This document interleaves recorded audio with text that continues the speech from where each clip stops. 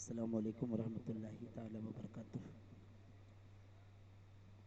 अल्हम्दुलिल्लाह अल्हम्दुलिल्लाहि रब्बिल आलमीन वल आक़िबतु लिल मुत्तक़ीन अस्सलातु वस्सलामु अला सय्यिदिल मुरसलीन अम्मा बअद फ़अऊज़ु बिल्लाहि मिनश शैतानिर रजीम बिस्मिल्लाहिर रहमानिर रहीम मन युतिइर रसूल फ़क़द अता अल्लाह सदक़ल्लाहुल मौलानाल अज़ीम व बल्लगना रसूलुहुन नबियुल अमीनुल मतीनुल मुबीनुल करीम व नहनु अला ज़ालिका लमिनश शाहिदीन वश्शाकिरीन वल्हम्दुलिल्लाहि रब्बिल आलमीन। हुज़ूर आला हज़रत अलैहि रहमत व रिज़वान इश्क की दहलीज पे दस्तक देते हुए अर्ज़ करते हैं कि वाह क्या जूदो करम है शहे बतहा तेरा, वाह क्या जूदो करम है शहे बतहा तेरा, नहीं सुनता ही नहीं मांगने वाला तेरा। और मैं तो मालिक ही कहूँगा कि हो मालिक के हबीब, मैं तो मालिक ही कहूँगा कि हो मालिक के हबीब, यानी महबूब मुहिब में नहीं मेरा तेरा। और आखिर में अर्ज करते हैं कि तेरी सरकार में लाता है रज़ा उसको शफ़ी, तेरी सरकार में लाता है रज़ा उसको शफ़ी, जो मेरा गौस है और लाडला बेटा तेरा। कुछ अर्ज मारूज करने से पहले आइए हम सब मिलकर जनाब पाक मोहम्मद रसूलुल्लाह सल्लल्लाहु ताला अलैहि वसल्लम के दरबार गोहरबार में अक़ीदत व मोहब्बत के साथ दरूद पाक पढ़ने, बुलंद आवाज़ पढ़ें। अल्लाहुम्मा सल्ली अला सय्यदना शफ़ीना तबीबिना क़ुलूबिना मौलाना मुबारक वसल्लम सल्लल्लाहु अलैहि सलातो व सलाम अलैका रसूलुल्लाह सल्लल्लाहु ताला अलैहि वसल्लम।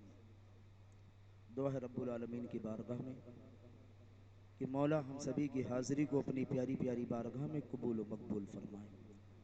और हर साल की तरह इस साल भी जिन बच्चों ने, जवानों ने, बूढ़ों ने जश्न शहीद आज़म की इस महफिल सजाने में जिस तरह भी हिस्सा लिया हो, उनकी उम्र में, अमल में, हुनर में, रोज़ी में बरकत अता फरमा। अल्लाह तबारक व तआला की हम्द व सना के बाद आइए हम आप मिलकर के अल्लाह के महबूब जनाब पाक मोहम्मद रसूलुल्लाह सल्लल्लाहु ताला अलैहि वसल्लम की शान मुक़द्दस में कुछ बातें कर लिया जाए। इंशाअल्लाह यहीं से प्रोग्राम का आगाज़ भी किया जाएगा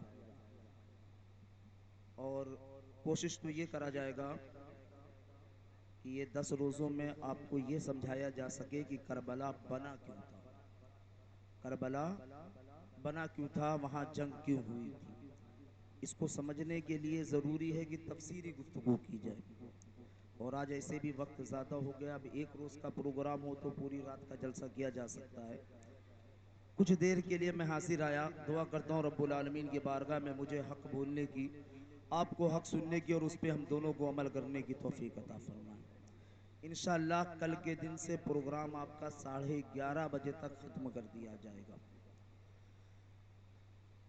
अल्लाह तबारक व तआला कुरान करीम में इरशाद फरमाता, मैं युतिइर रसूल फ़क़द अता अल्लाह, जिसका लफ्ज़ी तर्जुमा यह है कि अल्लाह के रसूल से मोहब्बत करो। कंजुल ईमान का तर्जुमा यह है कि अल्लाह और उसके रसूल की अताअत करो। मोहतरम दोस्तों और बुजुर्गों, अल्लाह और उसकी रसूल की अताअत करने का मतलब यह है कि बात माना जाए। अब बात मानने के लिए अल्लाह के महबूब ज़ाहिरी तौर पर हमारे और आपके पास नहीं है कि कुछ अल्लाह के महबूब फरमाए और हम लोग उसे मान लें। तो इसका मतलब यह हुआ कि अल्लाह और उसके रसूल की बात मानने का कि अगर अल्लाह की बात मानना है तो कुरान मुक़द्दस पे अमल किया जाए, और मुस्तफ़ा की बात माननी है तो मुस्तफ़ा की सुन्नतों पे अमल किया जाए। मोहतरम दोस्तों और बुजुर्गों,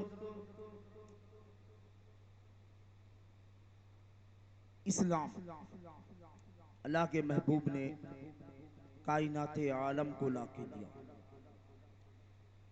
बड़ी तकलीफ से, बड़ी मुश्किल से, बड़ी मेहनत से अल्लाह के महबूब ने इस्लाम को फैलाया।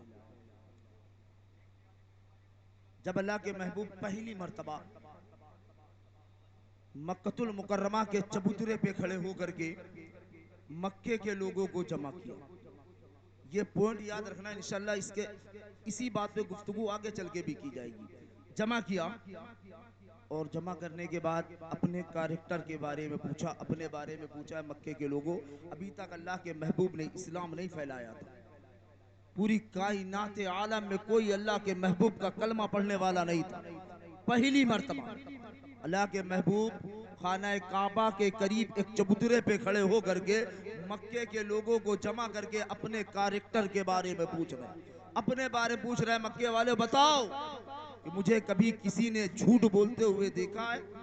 जब सरकार ने ये कहा ना, तो मक्के वाले अपने हाथों को बुलंद करके कहा कि मुस्तफ़ा, आप जैसा सच बोलने वाला पूरी दुनिया में कोई नहीं है। ये वो बोल रहे हैं जिन्होंने मुस्तफ़ा के कलमे का इनकार किया था बाद में। ये वो बोल रहे हैं जो मुनकिरे इस्लाम रहे हैं बाद में। लेकिन जब अल्लाह के महबूब ने अपने कैरेक्टर की गवाही ली थी तो दुश्मनों ने भी कहा था, या रसूल अल्लाह, आप इतना सच बोलते हैं कि पूरी कायनात में आप जैसा सच्चा इंसान नहीं हो सकता है। अल्लाह के महबूब ने पूछा कि बताओ, आज तक किसी ने देखा कि मुस्तफ़ा ने किसी को तकलीफ दिया हो? मक्के वालों ने कहा नहीं देखा। आपने पूछा कभी किसी ने देखा कि मैंने किसी की अमानत में खयानत की हो? मक्के वालों ने कहा नहीं देखा। अल्लाह के महबूब ने फरमाया, क्या तुम मुझे सच बोलने वाला मानते हो? तो मक्के वालों ने कहा हाँ मानते हैं। अल्लाह के महबूब ने फरमाया, क्या मुझे अमीनो सादिक मानते हो? मक्के वालों ने कहा हाँ मानते हैं। अल्लाह के महबूब ने फरमाया, अगर मुझे अमीनो सादिक सच बोलने वाला मानते हो तो सुन लो, 360 बुतों की पूजा छोड़ दो, उस रब की इबादत की तरफ आ जाओ जिसकी इबादत मुस्तफ़ा करता है। उस रब की बारगाह में सजदा रेज हो जाओ जिस रब को मुस्तफ़ा सजदा करता। तो यही मक्के वाले जो अभी तक अपने हाथों को उठा उठा के कह रहे थे कि आप जैसा कोई दूसरा नहीं, कोई सच बोलने वाला नहीं, आप जैसा अमानतदार कोई नहीं, आप जैसा अमीनो सादिक कोई नहीं, वही लोग कहने लगे मुस्तफ़ा अभी तक जो आपने बोला वो सच, लेकिन अब आप माज़अल्लाह झूठ बोल रहे हैं, अब आप झूठ बोल रहे हैं। अरे हमारे तो खुदा अलग अलग है, हमारे तो माबूद अलग अलग है। हमारा खाना मांगने वाला खुदा अलग, हमें कमाई कराने वाला खुदा अलग, हमारे घर में बरकत देने वाला खुदा अलग, हमारी देखभाल करने वाला खुदा अलग, हमें बीमारियों से शिफा देने वाला खुदा अलग, हमें मुसीबतों से निकालने वाला खुदा अलग। अल्लाह के महबूब ने जब मक्के वालों की बातें सुनी तो अपनी निगाह को आसमान की तरफ उठाया, अर्ज किया, मौला मैं तेरी रबूबियत का ऐलान कर रहा हूँ, तेरी समदियत का ऐलान कर रहा हूँ, तेरी कादिरियत का ऐलान कर रहा हूँ। और ये मक्के वाले 360 खुदा की बातें कर रहे हैं पर तुझे मानने से इनकार कर रहे हैं। तो रब ने फरमाया, ऐ मेरे महबूब, मक्के वाले नहीं मानते तो न माने, तू मुझे मान, मैं तुझे मानता हूँ। तू मुझे ला इलाहा कह के पुकार, मैं तुझे मोहम्मदुर रसूलुल्लाह कह के पुकारता हूँ। ऐ मेरे महबूब, तू मेरा जिक्र मक्के के चबूतरे पे खड़े होके कर रहा, मैं तेरा जिक्र लामका पे करता हूँ। तू मेरा जिक्र बंदों के सामने कर रहा, मैं तेरा जिक्र फरिश्तों के सामने कर रहा हूँ। ऐ मेरे महबूब, तू मेरा जिक्र करता जा, तेरी पेशानी हामीम से सजा दूंगा। ऐ मेरे महबूब, तू मेरा जिक्र करता जा, तेरी आंखें माज़ाक की बना दूंगा। ऐ मेरे महबूब, तू मेरा जिक्र करता जा, तेरे लब यूती के बना दूंगा। ऐ मेरे महबूब, तू मेरा जिक्र करता जा, तेरी जुबान वमा यंतिकु अनिल हवा की बना दूंगा। ऐ मेरे महबूब, तू मेरा जिक्र करता जा, तेरा सीना अलम नशरह लका सदरक का बना दूंगा। ऐ मेरे महबूब, तू मेरा जिक्र करता जा, तेरे हाथों को यदुल्लाह के बना दूंगा। ऐ मेरे महबूब, तू मेरा जिक्र करता जा, जिन कदमों से चलकर मेरा जिक्र करेगा उन कदमों को ला उक़सिमु बिहाज़ल बलद बना दूंगा। ऐ मेरे महबूब, तू मेरा जिक्र करता जा, तुझे इतना खूबसूरत, इतना खूबसूरत, इतना हसीनो जमील बना दूंगा कि जब मेरे बंदे तुझे देखेंगे तो कहने पे मजबूर हो जाएंगे कि जब बनने वाले का ये आलम है तो बनाने वाले का आलम क्या होगा। मोहतरम दोस्तों और बुजुर्गों, ना मानने के बावजूद अल्लाह के महबूब ने इस्लाम का झंडा कायनाते आलम में लहराया, लहराया। और याद रहे, हम और आप अल्लाह के उस नबी का कलमा पढ़ने वाले हैं जिस नबी को खुदा ने तमाम अंबियाओं का सुल्तान बनाया है, तमाम नबियों का सुल्तान बनाया है, तमाम पैगंबरों का सरदार बनाया है। याद रहे कि अल्लाह के महबूब जनाब पाक मोहम्मद रसूलुल्लाह सल्लल्लाहु ताला अलैहि वसल्लम की ज़ात मुबारक वो ज़ात है कि अल्लाह तबारक व ताला अपने महबूब को बेमिसाल बना करके पैदा फरमाया। न कोई नबी, न कोई अंबिया, न कोई रसूल, न कोई पैगंबर, न तो कायनाते आलम में मुस्तफ़ा जैसा कोई है। पूरी कायनात आलम मुस्तफ़ा जैसा कोई है ना तो कभी होगा। अल्लाह के महबूब ने इस्लाम फैलाया और ज़रूरत भी है इस दौर में कुछ बातें इस्लाम की अजमतों पे किया जाए, ताकि कुछ नस्लें हमारी पार हो गई, अब आने वाली नस्लों में कुछ नॉलेज हो जाए। वजह क्या है कि हम लोग इस्लाम के कवानीन को समझने की कोशिश इसलिए नहीं कर रहे कि हमारे घर से कोई 18 साल का जवान कत्ल नहीं किया गया, हमारे घर का कोई 6 महीने के लाल के हलक पे तीर नहीं मारा गया। शायद यही वजह है कि हम लोग इस्लाम के कवानीन को जानने की कोशिश नहीं करते। आप गैर कौमों में चले जाओ, गैर कौमों में चले जाओ, आप पूछ लो उन कौमों के बारे में कि तुम्हारे रहबरों का मामला क्या है, तो वो शुरू से आखिर तक उनके घर का बच्चा बताने के लिए तैयार हो जाएगा। और हमारी नस्लों में पूछ लो कि गुस्ल करने का तरीका क्या है, बताना पाएंगे। वजू करने का तरीका क्या है, बताना पाएंगे। नमाज पढ़ने का तरीका क्या है, बताना पाएंगे। उसकी वजह यह है कि ना हम तो सीखते हैं, ना हम अपनी नस्लों को सिखाने की कोशिश कर रहे हैं। मोहतरम दोस्तों और बुजुर्गों, इस्लाम दुनिया का वो प्यारा मजहब है, प्यारा मजहब कि जिसे अल्लाह ने सबसे ज्यादा पसंद फरमाया। कायनात आलम का इस्लाम वो प्यारा मजहब है जिसे खुदा ने सबसे ज्यादा पसंद फरमाया। इतना पसंद फरमाया रब ने, इतना पसंद फरमाया कि इस्लाम में अपने उस हबीब को भेज दिया, उस महबूब को भेज दिया जिसे रब सबसे ज्यादा चाहता था, इसे रब सबसे ज्यादा पसंद फरमाता था। मोहतरम दोस्तों और बुजुर्गों,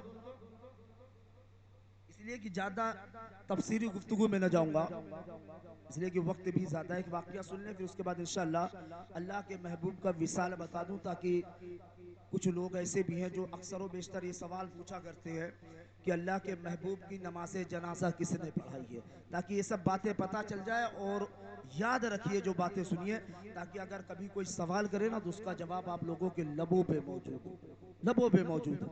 अल्लाह के महबूब जनाब पाक मोहम्मद रसूलुल्लाह सल्लल्लाहु अलैहि वसल्लम जब आप आखिरी हज के लिए गए, आखिरी हज के लिए सरकार गए, तो आपने हजरत बिलाल से फरमाया, बिलाल जाओ और मक्कतुल मुकर्रमा में यह ऐलान कर दो कि आज अल्लाह के महबूब का आखिरी हज है, और उस हज के दौरान अल्लाह के महबूब की आखिरी तकरीर होगी, आखिरी बयान होगा, आखिरी वसीयत होगी।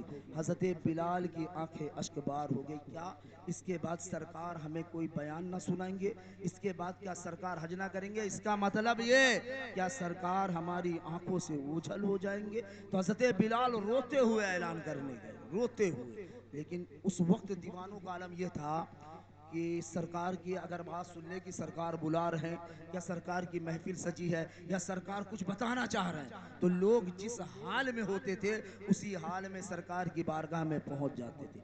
आज की तरह नहीं थे मुसलमान, जैसे आज के मुसलमान हैं कि अगर पता चल जाए कि हमारे मोहल्ले में अल्लाह के महबूब के नाम की महफिल सजी है, उसके बावजूद अपने घर में सो रहे होते। शर्म नहीं आती कि सरकार की महफिल, उस नबी की जिसके तुम उम्मती हो, महफिल सजाई गई, तुम अपने घरों में सो रहे हो? वो नबी की महफिल जिन्होंने दुश्मनों को भी सीने से लगा के बताया, ऐ मेरे उम्मतियों, अगर दुश्मन भी तुमसे मिले तो मुस्कुरा के मिल लेना जा करके।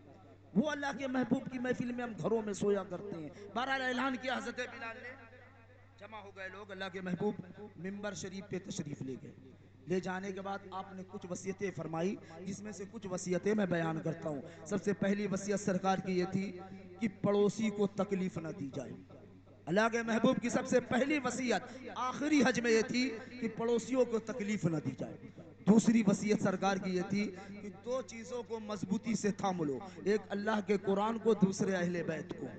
तीसरा ये था अल्लाह के महबूब का कि शरीयत की पाबंदी की जाए, शरीयत के कवानीन की पाबंदी की जाए।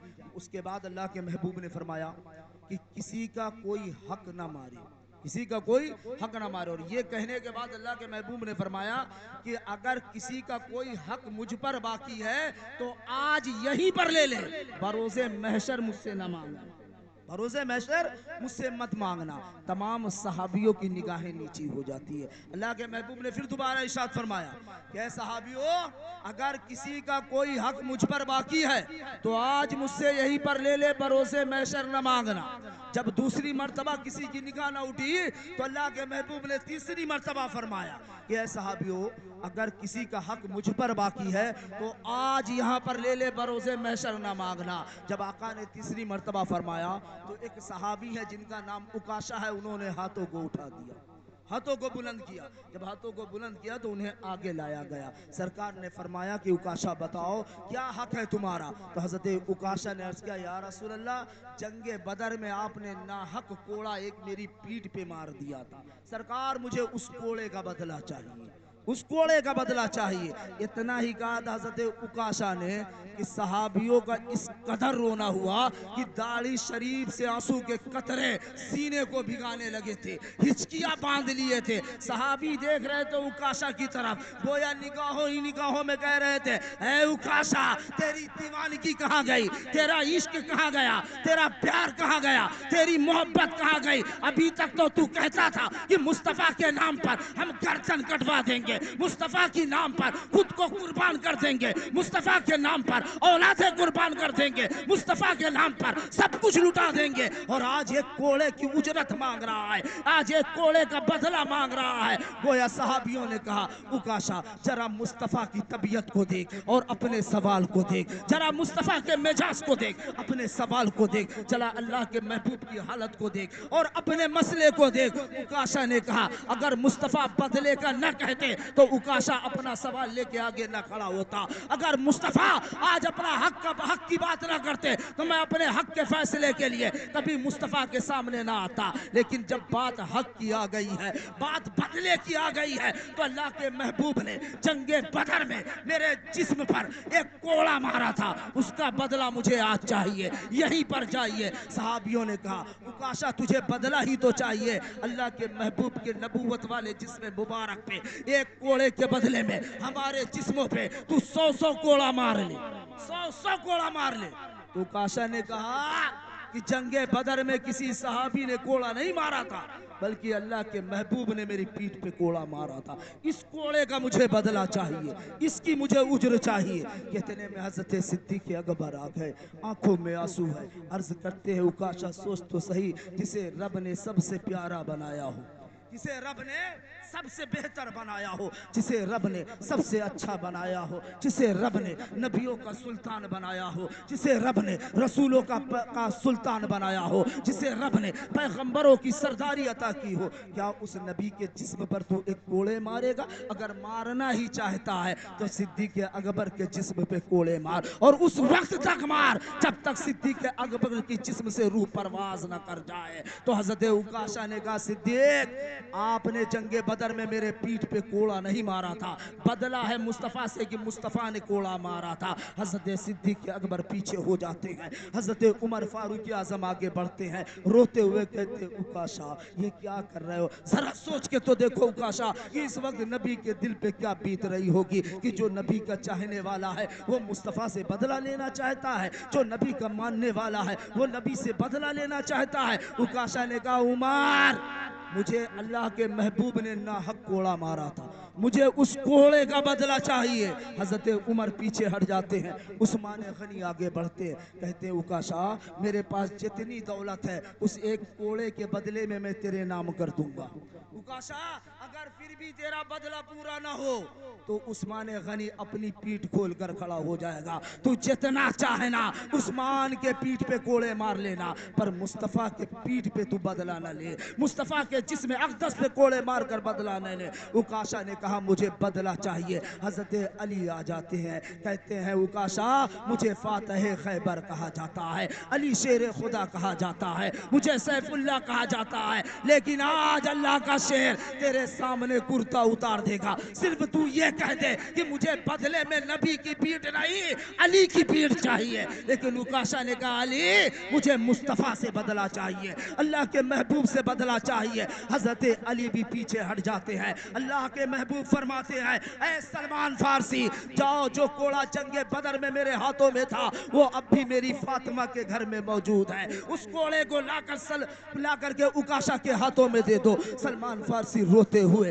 सैयदा फातिमा के घर पे गए, दरवाजे को दस्तक दी। सैयदा फातिमा ने पूछा कौन है? कहा सलमान फारसी हूँ। पूछा कैसे आना हुआ? कहा जंगे बदर में जो तेरे बाबा के हाथ में कोड़ा था वो कोड़ा लेने आया हूँ। तो हजरत फातिमा ने कहा सलमान फारसी, मेरे बाबा तो खाना काबा के हज के लिए गए हैं, तवाफे काबा के लिए गए हैं, मक्के में इबादत के लिए गए हैं, वहां कोड़े की क्या जरूरत पड़ गई है? सलमान फारसी ने हिचकियां लेते हुए कहा नबी की लाडली बेटी, आज नबी के एक दीवाने ने कोड़े का बदला मांग लिया है और आज तेरे बाबा के जिसमें मुकद्दस पे एक कोड़ा पड़ने वाला है। इतना सुनना था कि सैयदा फातिमा की आंखें अश्कबार हो जाती है, अंदर जाती है, कोड़ा ला करके सलमान फारसी के हाथों में देती है और फिर दोबारा मुड़ती है, हजरत इमाम हसन को बुलाती है, हजरत इमाम हुसैन को बुलाती है। छोटी छोटी उम्र शरीफ थी, बड़े गोद में बड़े प्यार से लेके कहा ऐ मेरे लाल सुनो, आज तुम्हारे नाना का एक सहाबी है,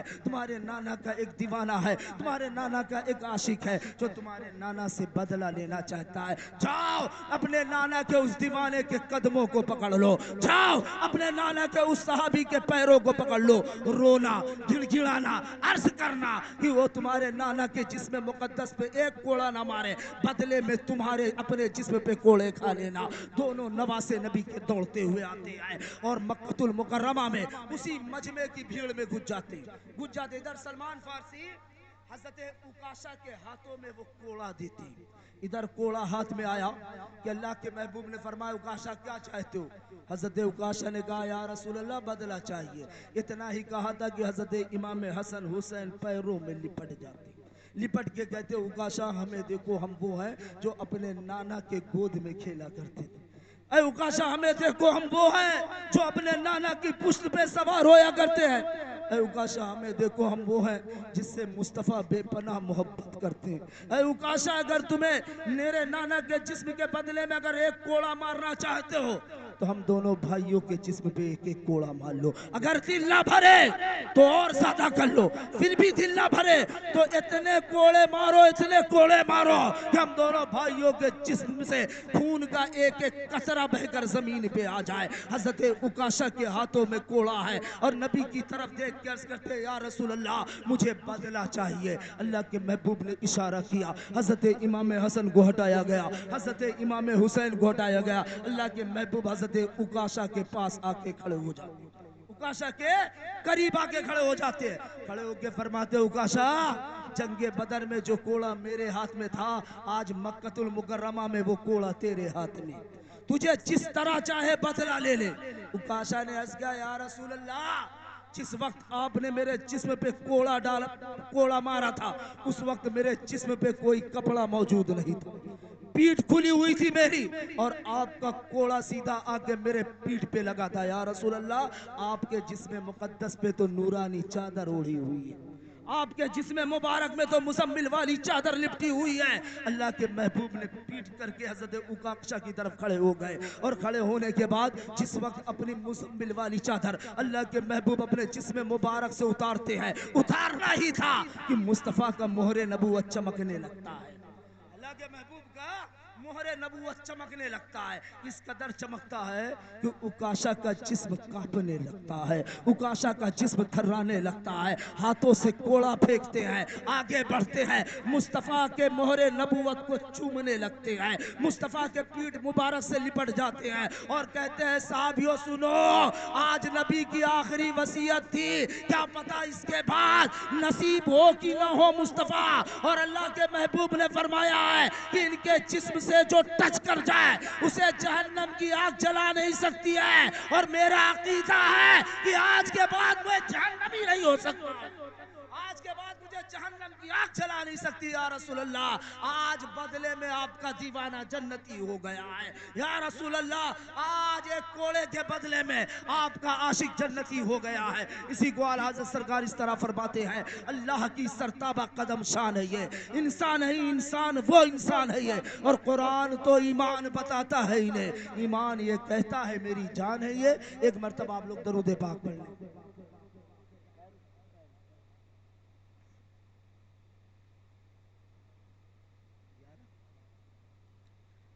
मोहतरम दोस्तों और बुजुर्गों, ये वाइस के बाद में अल्लाह के महबूब की तबीयत अलील हुई। और याद रहे मदीनतुल मुनव्वरा में जब तक सरकार थे, जब तक अल्लाह के महबूब मदीनतुल मुनव्वरा में थे, कभी अगर आपकी तबीयत खराब हो जाती या कहीं आप सफर में चले जाते तो आपकी जगह पर मुसल्ले पर हजरत सिद्दीक अकबर खड़े होकर इमामत किया करते थे। अगर अल्लाह के महबूब और सिद्दीक अकबर न होते तो अल्लाह के महबूब के दर पे हजरत फारूक आजम इमामत किया करते थे। अगर ये तीनों ना होते तो हजरत उस्मान गनी इमामत किया करते थे। अगर ये चारों ना होते तो हजरत मौला अली मुश्किल कुशा इमामत किया करते थे। और खुलफाए राशिदीन का सिलसिला भी इसी तरीके, खुलफाए राशिदीन का सिलसिला। और चारों सहाबी अल्लाह के महबूब के जो ये खुलफाए राशिदीन है, चारों अपनी जगह पर बेमिसाल, किसी की भी मिसाल नहीं लाई जा सकती, चारों बेमिसाल है। ना किसी का मर्तबा हम घटा सकते हैं, ना किसी का मर्तबा हम बढ़ा सकते हैं। अरे जिसका मर्तबा रब बढ़ा दे उससे हम लोग कौन होते हैं घटाने वाले, ये अलग बात है, ये अलग बात है। जो खुलफाए राशिदीन के जिक्र में उनकी बुराइयां करते हैं, अपनी महफिलों में उनकी बदज़बानी करते हैं, ये अलग बात है कि अगर ऐसा कोई मिल जाए तो तुम लाहौल पढ़ के लानत भेजा करो। इसलिए बेमिसाल अल्लाह के महबूब ने एक महफिल में फरमाया कि सिद्दीक अकबर, मेरे उम्मत जो नेकियां करेंगी उनकी चार खसलतें होंगी, चार खासियतें होंगी। हजरत सिद्दीक अकबर ने अर्ज किया, या रसूलल्लाह, क्या उन चार खासियतों में से एक भी मुझ में पाई जाती है? तो अल्लाह के महबूब ने फरमाया, सिद्दीक मुबारक हो तुम्हें, इसलिए कि चारों खसलतें तुम में पाई जाती है और किसी में पाई ना जाएगी, और किसी में पाई ना जाएगी, सब अपनी जगह बेमिसाल है। जिस वक्त सरकार की तबीयत ज्यादा अलील हुई, हजरत सिद्दीक अकबर हजरत उमर करीब थे। अल्लाह के महबूब ने इशारे से फरमाया, एक तख्ती और कुछ ला के दो, मैं उस पर लिखूं, मैं उस पर लिख दूं। तो हजरत उमर खड़े हुए, लेकिन सिद्दीक अकबर ने हाथों को पकड़ लिया और पकड़ने के बाद कहा, भाई उमर बैठ जाओ और अल्लाह के महबूब के मिजाज को देखो, तबीयत को देखो। अल्लाह के महबूब ने इशारा फरमाया, सिद्दीक क्यों नहीं जाने दे रहे? तो हज़रत सिद्दीक अकबर ने अर्ज़ किया, या रसूल अल्लाह, अल्लाह तबारक व तआला जो बेहतर जानेगा आपकी उम्मत में उसे आपके बाद खलीफा बना देगा, खलीफा बना देगा। आपने तहरीर नहीं फरमाया अल्लाह के महबूब। तबीयत और ज़्यादा अलील हुई, इतनी अलील हुई कि एक मरतबा सैयदा फातिमा ज़हरा रज़ियल्लाहु ताला अन्हा अपने बाबा की हालत को देख कर रो रही थी, इस कदर रो रही थी, इस कदर रो रही थी कि हिचकियां बन गई। तो अल्लाह के महबूब ने सैयदा फातिमा के कानों में कुछ कहा तो आप रोना बंद करके अचानक मुस्कुराने लगी, अचानक मुस्कुराने लगती है। मुस्कुराने की वजह सुनोगे कि सरकार ने आखिरी वक्त में अपनी बेटी फातिमा के कानों में क्या कहा था। अल्लाह के महबूब ने फरमाया था, मेरी बेटी फातिमा रोना बंद कर दो, जब मैं कल जन्नत में जाऊंगा तो मैं अपने साथ तुम्हें जन्नत में लेके जाऊंगा, मैं अपने साथ तुम्हें जन्नत में लेके जाऊंगा। बहरहाल बैठी हुई थी कि अचानक किसी ने आके दरवाजे को खटखटाया। सैयदा फातिमा उठ के आई, पूछा कौन? कहा मैं मेहमान हूँ, आपके बाबा का मेहमान हूँ, अंदर आना चाहता हूँ। तो सैयदा फातिमा ने फरमाया कि मेरे बाबा की अभी तबीयत ठीक नहीं, वो आराम कर रहे हैं, बाद में आना। वो चले जाते। फिर दूसरे दिन आते हैं, दरवाजे को दस्तक दी, सैयदा फातिमा आई, पूछा कौन? कहा आपके बाबा का आशिक हूँ। कहा आपके बाबा से मुलाकात करनी है। सैयदा फातिमा ने कहा मेरे बाबा आराम कर रहे हैं, बाद में आना। वो चला जाता है। तीसरे दिन फिर आते, फिर दरवाजे को खटखटाया, सैयदा फातिमा उठी चलने के लिए तो अल्लाह के महबूब ने हाथों को पकड़ लिया और पकड़ के कहा, बेटी फातिमा, आपको पता है दरवाजे पे कौन आता है और चला जाता है?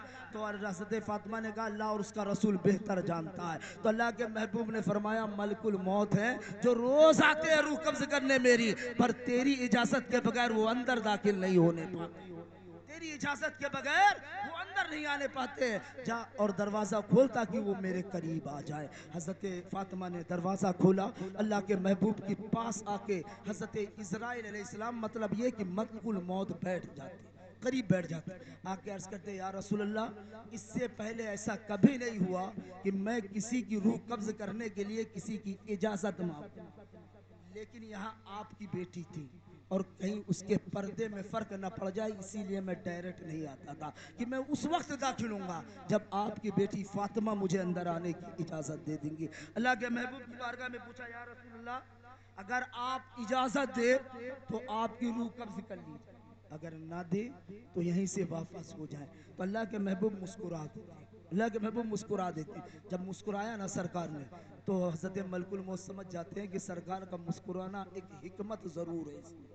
इसलिए कि अल्लाह के महबूब तब भी मुस्कुराते थे जब कोई ना कोई हिकमत होती थी। फौरन हज़रत इस्राईल अलैहिस्सलाम समझ गए कि अल्लाह के महबूब क्या सुनना चाहते हैं। तो अर्ज़ करते हैं सरकार जो बात मैंने कही है ये बात मुझसे रब ने कहलाया है कि मेरे महबूब से पूछ लेना, अगर वो इजाज़त दे तो रूह कब्ज़ करना, अगर ना दे तो वापस चले आना, ना दे तो वापस चले आना। अल्लाह के महबूब ने फरमाया ऐ मलकुल मौत तुम्हें जो रब का हुक्म हुआ उस पर अमल करो। हज़रत मलकुल मौत ने अल्लाह के महबूब की रूह को जब निकालना शुरू किया तो कुछ देर में अल्लाह के महबूब के चेहरे पे पसीना आ गया। जब पसीना आया तो सरकार ने फरमाया मलकुल मौत क्या ये पसीना मेरे उम्मतियों के चेहरे पे भी आएगा? तो अर्ज करते हैं हाँ या रसूल अल्लाह, आपका जितने उम्मती होंगे जब भी मैं उनकी रूह कब्ज करने जाऊंगा उनके चेहरे पे पसीना मौजूद होगा और ये पसीना आपकी सुन्नत अदा करता हुआ नजर आएगा। ये पसीना आपकी सुन्नत अदा करता हुआ नजर आएगा। फिर उसके बाद अल्लाह के महबूब ने फरमाया मलकुल मौत जब जिस्म से आप रूह निकालते हो तो मुझे तकलीफ हो रही, मुझे दर्द हो रहा, क्या ये दर्द मेरी उम्मत को भी होगा? तो हज़रत मलकुल मौत ने अर्ज़ किया या रसूल अल्लाह आपकी उम्मत को जो दर्द होने वाला है उस दर्द का 1000 हिस्सा हटा करके आपकी रूह कब्ज की जा रही है, आपकी रूह कब्ज की जा रही है। अल्लाह के महबूब के रूह को कब्ज करके हज़रत मलकुल मौत चले गए। उसके बाद अल्लाह के महबूब को हज़रत सिद्दीक़ अकबर व दीगर सहाबी मिलकर के गुस्ल मुबारक दिया और उसके बाद कफन पहनाया गया। अब एक मसला ये उठता है कि अल्लाह के महबूब की नमाज जनाजा किसने पढ़ा? तो सुन ले कि नमाज जनाजा वो शख्स पढ़ाता है कि इंतकाल करने वाले से बड़ा हो, इल्म में बड़ा हो, अमल में बड़ा हो, हुनर में बड़ा हो या उम्र में बड़ा हो। और अल्लाह के महबूब से बड़ा कोई था ही नहीं कि आपकी नमाज जनाजा कोई पढ़ाता। तो आपका जनाजा तैयार करके रख दिया गया, सहाबी जमात से आते और खड़े होकर के एक साथ अपनी अपनी अकेले अकेले नमाज जनाजा पढ़ के वापस हो जाते। मतलब ये कि किसी ने नमाज जनाजा नहीं पढ़ाई, जमात से सहाबी आते जरूर लेकिन इमामत कोई नहीं करता था, इसलिए कि लेटने वाले इमामुल अंबिया अंदर जो लेटे जनाजे में जो है वो इमामुल अंबिया है, नबियों के सरदार हैं, उनकी नमाज जनाजा पढ़ाने के लिए कोई उनसा बड़ा आता पर कोई था नहीं, तो अपनी अपनी नमाज जनाजा पढ़ी गई। उसके बाद आपका जनाजा मुबारक को उठाया गया। जिस वक्त कब्र में लिटाया गया सरकार को तो आपके लबहाए मुबारक हिल रहे थे, लबहाए मुबारक हिल रहे थे। एक सहाबी ने कान को लगाया तो अल्लाह के महबूब अपनी कब्र में लेट करके अर्ज कर रहे थे मौला रब्बे हबली उम्मती, मेरी उम्मत के गुनाहों को माफ कर देना। मौला रब्बे सलीम उम्मती, बरोज़े महशर मेरी उम्मत को सलामत रखना। इसी को आला हज़रत सरकार फरमाते हैं बा खुदा खुदा का यही अदर, नहीं और कोई मफर मकर, जो वहाँ से हो यहीं आके हो, जो यहाँ नहीं वो वहाँ नहीं। इंशाअल्लाह कल हज़रत सिद्दीक़ अकबर, हज़रत उमर फारूक आज़म की शान में बयान होगा। वाखिरु दावाना अनिल हम्दुलिल्लाहि रब्बिल आलमीन। खड़े हो जाएं, सलातो सलाम।